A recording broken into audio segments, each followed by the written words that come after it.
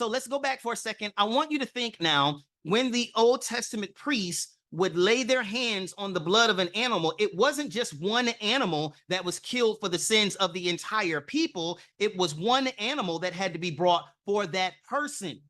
So there are 1 million plus people in the children of Israel.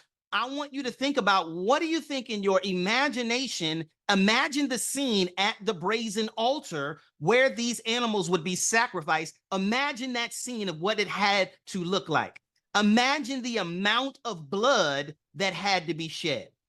Imagine the smell of the blood as you are approaching the altar. Imagine how dirty and filthy the priests were that had to continuously offer these sacrifices. Is anybody catching the picture? Here are the 3 requirements, Tanika, and I know you be working the Old Testament sacrificial requirements. This will be on your quiz, all right? So again, it had to be innocent. All right, you can see the scripture here. You can read it for yourselves. I'm not going to, do that for you. It had to be innocent. It had to be slain. It had to be shed, and then it had to be applied. The sacrifice had to be applied. All right. So these same requirements for the animals, as Jesus becomes the ultimate sacrifice, as we can see, he fits these same requirements. Everybody understand?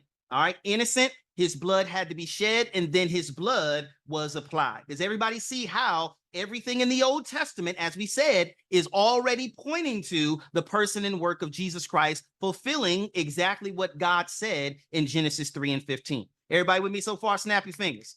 All right. Good stuff. Good stuff.